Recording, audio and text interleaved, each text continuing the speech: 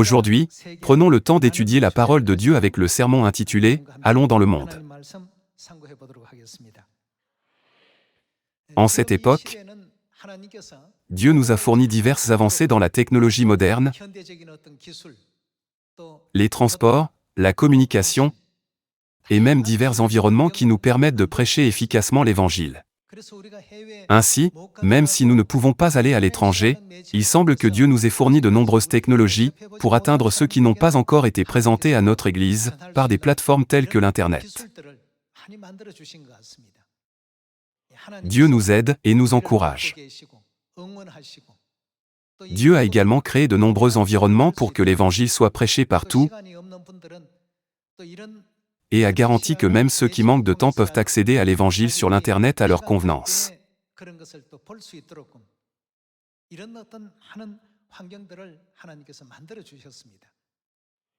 Par conséquent, nous pouvons considérer cette époque comme l'âge d'or pour atteindre l'objectif d'évangéliser le monde. Ici, aujourd'hui, nous avons ceux qui partent à l'étranger et ceux qui ne le font pas.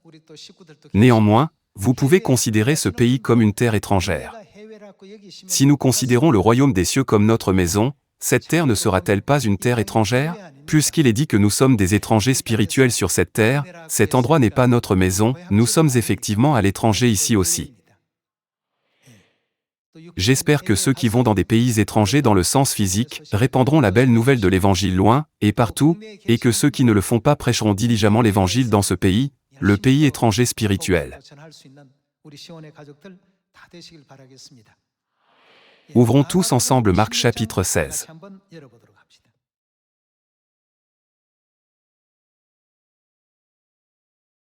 Dans Marc chapitre 16, verset 15, il est écrit: Puis il leur dit, allez par tout le monde, et que nous a-t-il demandé de faire? Allez par tout le monde, et prêchez la bonne nouvelle à toute la création. Celui qui croira et qui sera baptisé sera sauvé, mais celui qui ne croira pas sera condamné.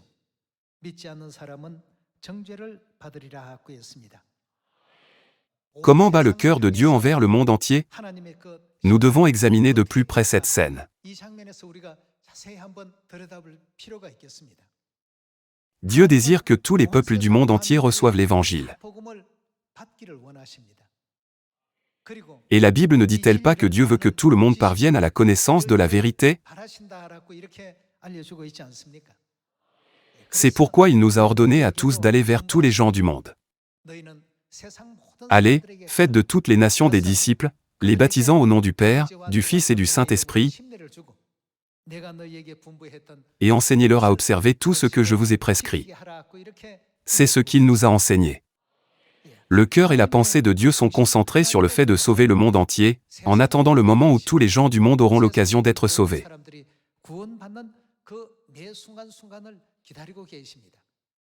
Regardons 1 Timothée chapitre 2, verset 4.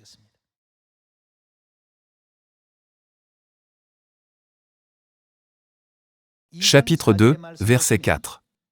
Dieu notre Sauveur, qui veut que tous les hommes. Qu'est-ce que Dieu désire? Il est dit que Dieu veut que tous les hommes soient sauvés. Avant de connaître Jésus-Christ, l'apôtre Paul était l'une des personnes qui ont arrêté, emprisonné et grandement persécuté ceux qui croyaient en Jésus. Alors, que s'est-il passé lorsque l'apôtre Paul en est venu à connaître le Christ? N'est-il pas devenu la personne qui, jusqu'au dernier moment de sa vie, s'est consacré à proclamer et à prêcher le Christ, sans jamais hésiter même dans des circonstances sévères? Lorsque nous regardons autour de nous, il y a encore des gens qui agissent comme l'apôtre Paul avant qu'ils ne connaissent le Christ. C'est parce qu'ils n'ont pas une compréhension correcte de l'Église de Dieu. C'est notre faute de ne pas les avoir enseignés. Il y a divers facteurs expliquant pourquoi nous recevons des persécutions. Le principal est que nous ne leur enseignons pas et ne les informons pas de la vérité. Puisqu'ils ne comprennent pas la vraie nature de notre Église, ils nous perçoivent sur la base de rumeurs étranges et de faux contenus qu'ils trouvent en ligne.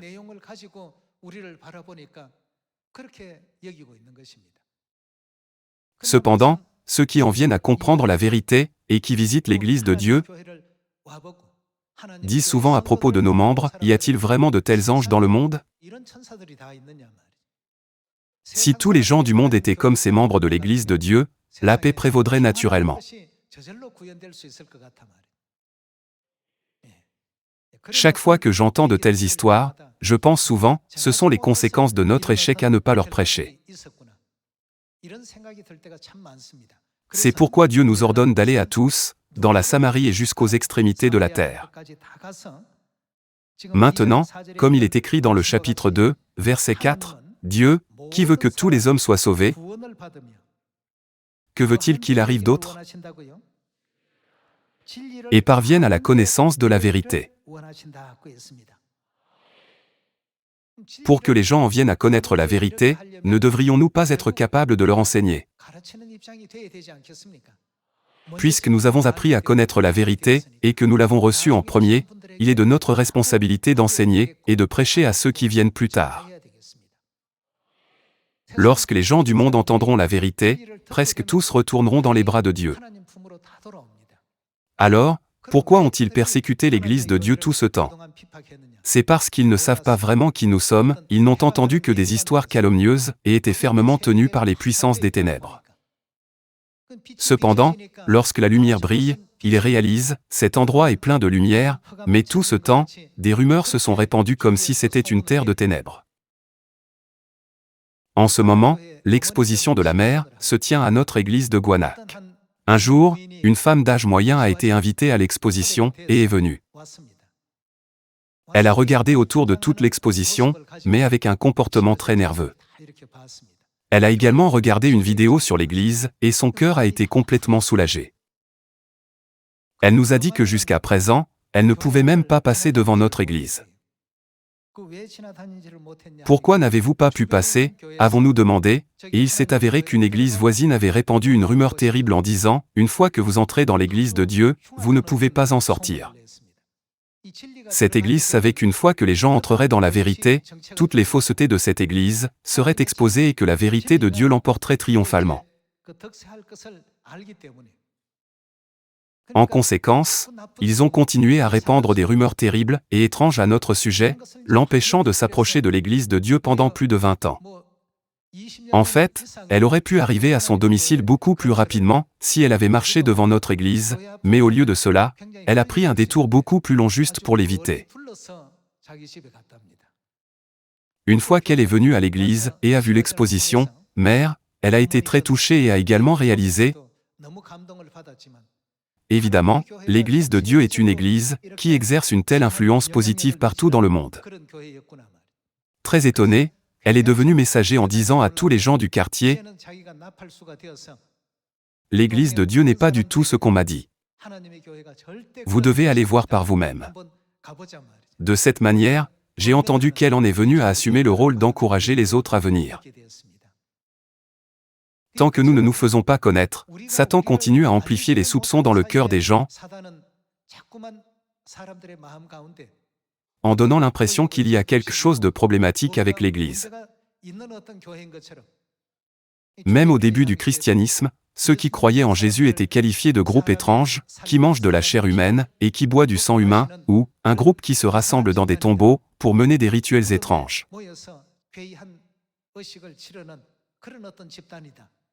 De cette manière, les saints de l'Église primitive ont été soumis à de sévères persécutions et oppressions.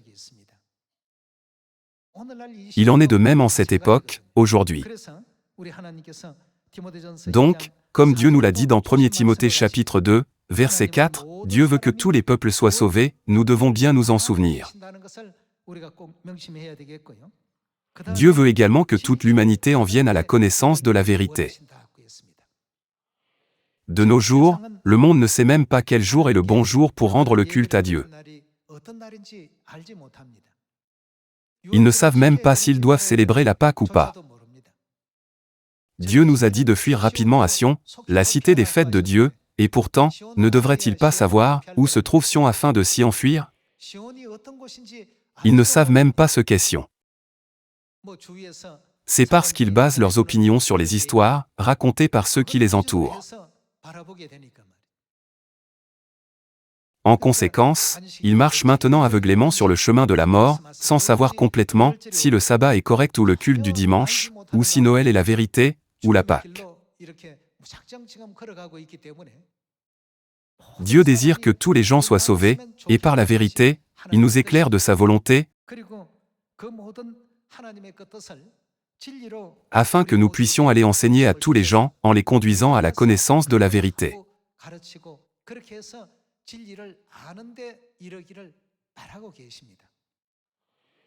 Aller à l'étranger pour des missions à long ou à court terme est une joie énorme et aussi très excitante. Quelle est notre raison d'y aller? N'allons-nous pas les aider à venir à la connaissance de la vérité? Nous allons les aider à venir à la connaissance de la nouvelle alliance de Dieu, la vérité de la vie. Nous prêchons Père et Mère, nous prêchons la vérité de la nouvelle alliance et nous prêchons Sion. N'est-ce pas pourquoi nous allons dans le monde, pour enseigner et faire connaître toutes ces choses? Il est clair en regardant les paroles de Marc chapitre 16 et Matthieu chapitre 28, verset 18, que Dieu ne nous a jamais dit de rester immobile, mais que nous a-t-il ordonné de faire? Il a dit, allez. Par conséquent, nous devons aller, que ce soit au niveau national ou international. Nous ne pouvons pas simplement attendre qu'ils viennent à nous. Nous devons y aller. Jésus a dit, allez, baptisez-les au nom du Père, du Fils et du Saint-Esprit, et enseignez-leur à observer tout ce que je vous ai prescrit. En d'autres termes, que devons-nous faire de tous les enseignements que Dieu nous a donnés? Puisqu'il veut que les gens parviennent à la connaissance de la vérité, le seul moyen d'y parvenir est-il que nous leur enseignions la vérité? La croix est-elle une idole, ou devrait-elle être considérée comme un objet sacré dans l'Église? Pour ceux qui sont incapables de distinguer l'un de l'autre, et qui suivent aveuglément les autres, nous devons aller ouvrir leurs yeux, leurs oreilles et leur cœur spirituel. Il est écrit dans 1 Timothée chapitre 2 que c'est ce que Dieu veut que nous fassions. Lorsque nous regardons le monde, il y a encore d'innombrables personnes qui ne connaissent pas le nom de Père ou l'existence même de Mère Céleste.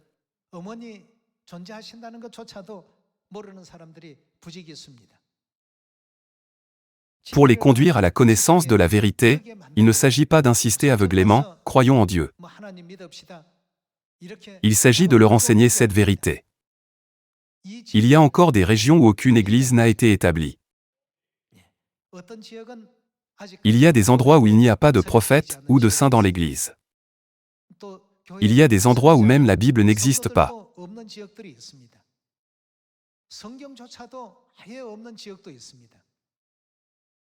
Nous devons y aller vite.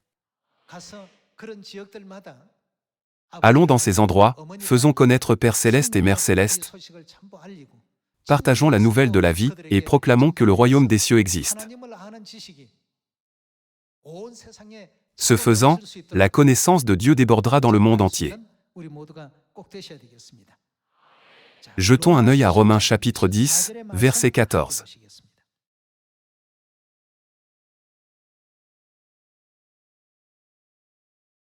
Comment donc invoqueront-ils celui en qui ils n'ont pas cru? Et comment croiront-ils en celui dont ils n'ont pas entendu parler?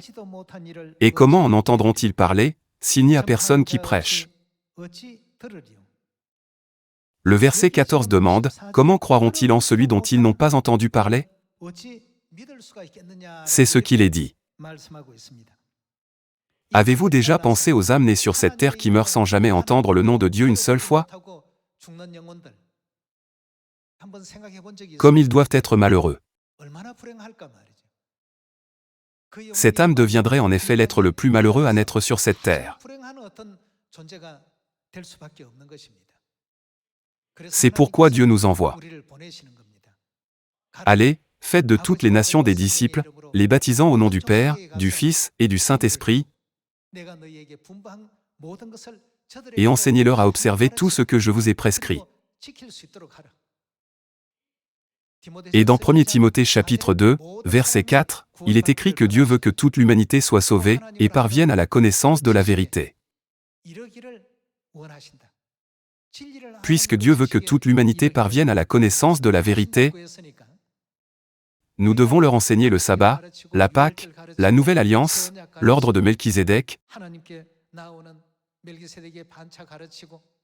et les vérités sur le Christ Ansanron et Mère Céleste la Nouvelle Jérusalem.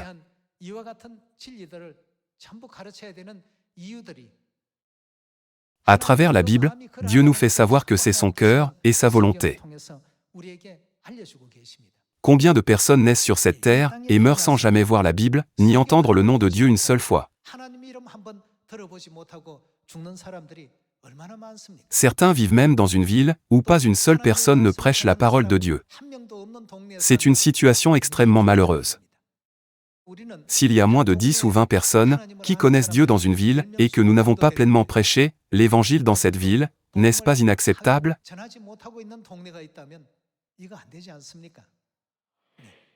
Nous ne devons pas les laisser tranquilles, nous devons faire notre part pour les informer. Je vous serais reconnaissant si vous tous, ceux qui sont dans le pays et ceux qui partent à l'étranger, pouviez partager la connaissance de la vérité que Dieu nous a donnée, où que vous soyez.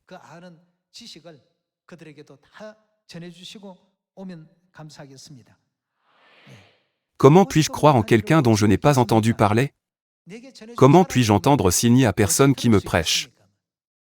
Les paroles données dans Romains chapitre 10, verset 14, peuvent en effet être considérées comme un enseignement important auquel Dieu nous éveille clairement sur ce que nous devons faire en cette époque. Jetons un œil à Romains chapitre 1, verset 16.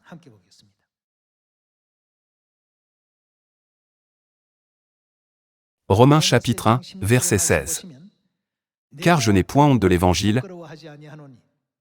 C'est quoi?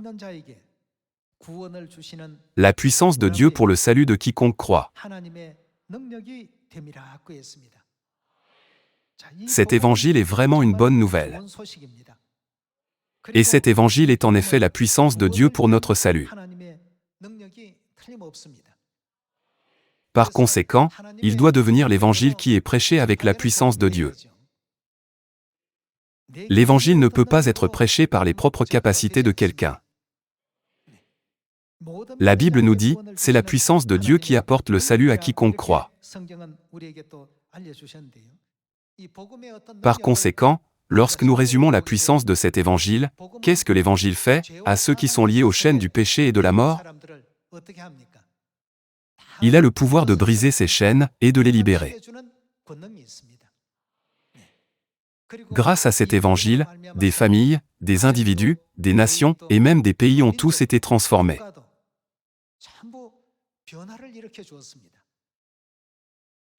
Le pouvoir de provoquer ce changement ne peut provenir que de l'évangile. C'est pourquoi dans la Bible, Dieu nous a montré une telle histoire, nous a confié cet évangile puissant et a dit «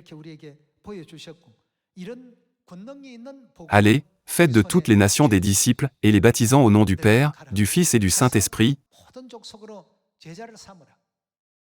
et enseignez-leur à observer tout ce que je vous ai prescrit. »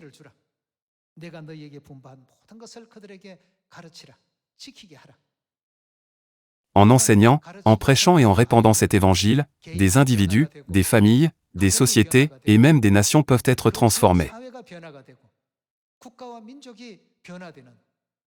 Dieu a orchestré cette puissance étonnante à travers l'Évangile. Je vous exhorte à ne pas rester paresseux, mais à devenir ceux qui peuvent transformer le monde en un monde où nous méritons le salut dans notre Père Céleste et notre Mère Céleste par l'Évangile. Ouvrons Matthieu chapitre 28. Dans cette œuvre de transformation, Dieu ne nous a pas seulement envoyés dans le monde, mais il a également promis de nous aider en disant « Je serai avec vous tous les jours, jusqu'à la fin du monde. » Jetons un œil à Matthieu chapitre 28, verset 18.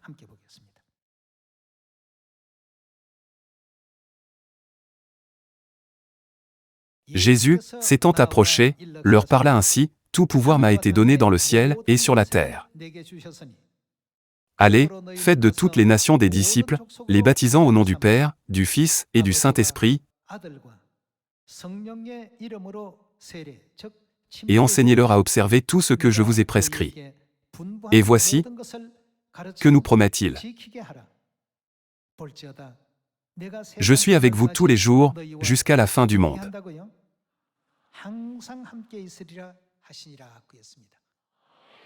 La raison pour laquelle nous ne sommes jamais seuls dans ce voyage de l'Évangile est que Dieu est toujours avec nous. Nous pouvons avoir l'impression de le faire seul, mais Dieu est toujours à nos côtés. Comme il a marché avec les 2 disciples sur le chemin d'Emmaüs, il est toujours avec nous, en nous aidant toujours, en rendant l'impossible possible et en créant un chemin là où il ne semble pas y en avoir.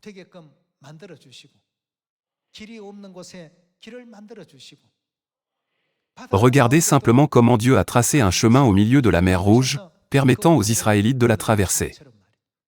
Dans le vaste désert, sans nourriture ni restaurant,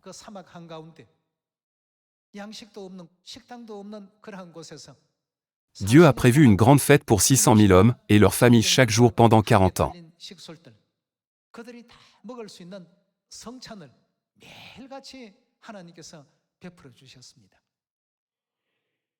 Quand nous regardons cela, cela nous donne une compréhension plus profonde, car Père et Mère sont toujours avec nous.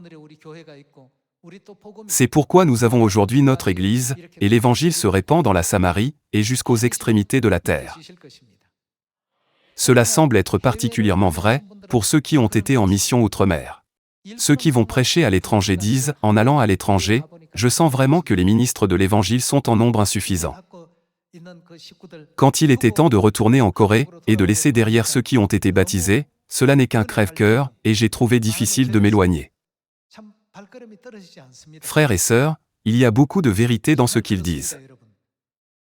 Nous faisons tous les efforts possibles pour guider et enseigner chaque âme avec un dévouement sans réserve conformément à la volonté de Dieu, qui désire que tous les gens en viennent à la connaissance de la vérité.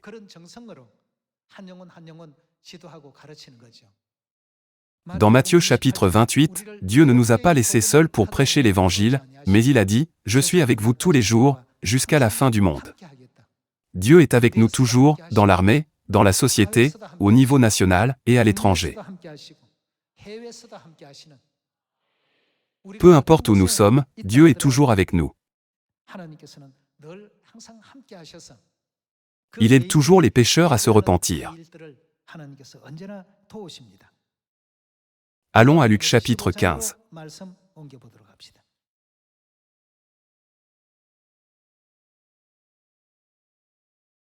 Voyons Luc chapitre 15, verset 7. De même, je vous le dis, il y aura plus de joie dans le ciel pour un seul pécheur qui, que fait-il? Se repent, que pour 99 justes, qui n'ont pas besoin de repentance. Ne dit-on pas qu'il y aura davantage de réjouissance? Dieu a exprimé son cœur en disant qu'il y a plus de joie dans le ciel pour un seul pécheur qui se repent, que pour 99 justes, qui n'ont pas besoin de repentance.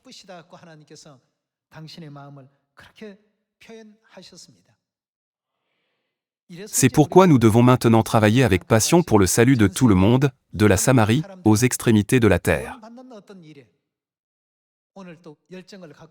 Les gens du monde sont réticents à s'engager dans des activités qui, selon eux, ne leur sont pas bénéfiques. Dieu n'a pas porté la croix pour son propre profit. N'a-t-il pas enduré toutes les souffrances sur la croix, uniquement pour notre bien? Dieu n'a pas établi la nouvelle alliance parce qu'il en avait besoin. À qui la nouvelle alliance est-elle destinée? Il a révélé la raison et le dessein ultime de l'établissement de la nouvelle alliance la nuit de la Pâque. Jésus a dit, « C'était répandu pour vous ». Pour répandre le grand amour de Dieu à tous dans la Samarie et jusqu'aux extrémités de la terre, nous devons prendre la vérité et l'enseigner à tous les gens du monde.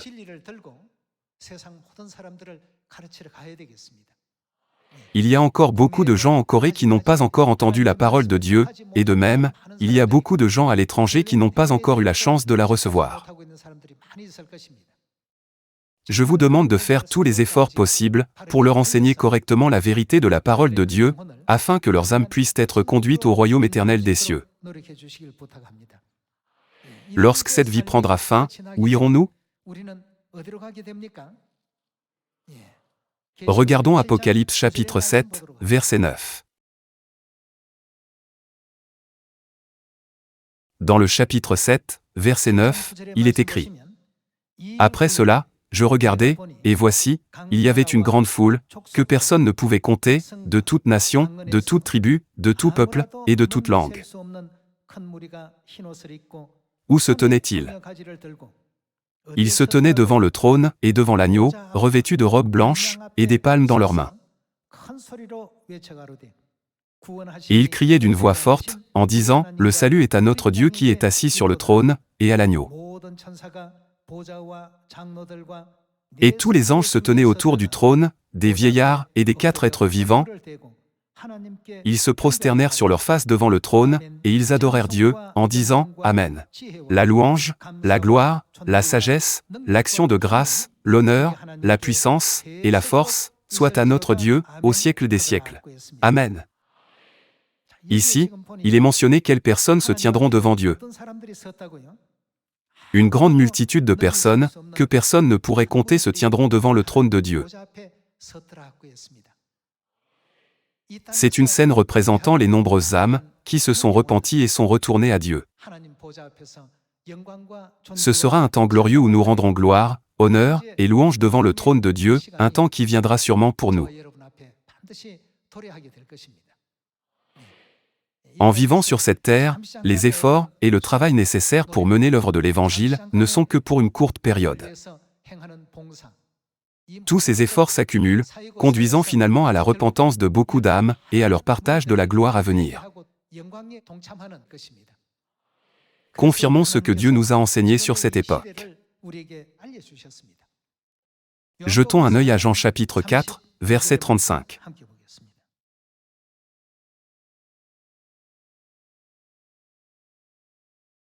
Ne dites-vous pas qu'il y a encore 4 mois jusqu'à la moisson? Voici, je vous le dis, levez les yeux, et regardez les champs. Quels champs? Qui déjà blanchissent pour la moisson. Voyons le verset 36. Celui qui moissonne reçoit un salaire, et amasse des fruits pour la vie éternelle, afin que celui qui sème et celui qui moissonne se réjouissent ensemble. Car en ceci ce qu'on dit est vrai, l'un sème, et l'autre moissonne. Je vous ai envoyé moissonner où vous n'avez pas travaillé, d'autres ont travaillé, et vous êtes entrés dans leur travail.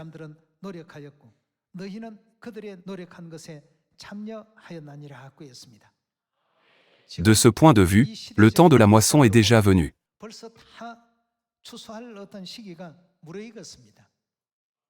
Puisque nous sommes dans une situation où nous devons récolter en ce moment même, j'espère que ce sera l'année où nous pourrons cueillir tous les fruits que nous avons semés jusqu'à présent.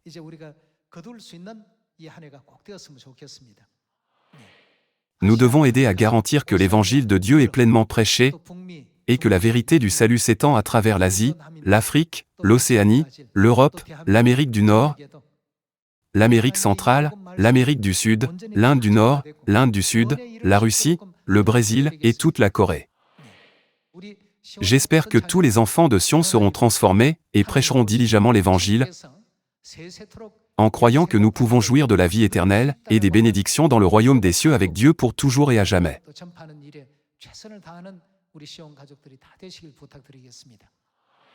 Le sermon d'aujourd'hui s'intitule « Allons dans le monde ». Il ne s'agit pas seulement de sortir physiquement dans le monde, n'est-ce pas? Nous devons emporter avec nous l'amour de Dieu, les bénédictions de Dieu et aussi la vérité pour enseigner aux gens. En prenant avec nous l'amour de père, l'amour de mère et le soutien de nos frères et sœurs, réveillons beaucoup de gens dans chaque pays, conduisons-les à la repentance et enseignons-leur la vérité. J'espère que ce sera une époque bénie, pendant laquelle nous conduirons ceux qui sont enfermés dans les ténèbres vers la lumière. En espérant que vous avez trouvé grâce dans le message d'aujourd'hui, j'aimerais conclure le sermon d'aujourd'hui. Merci beaucoup.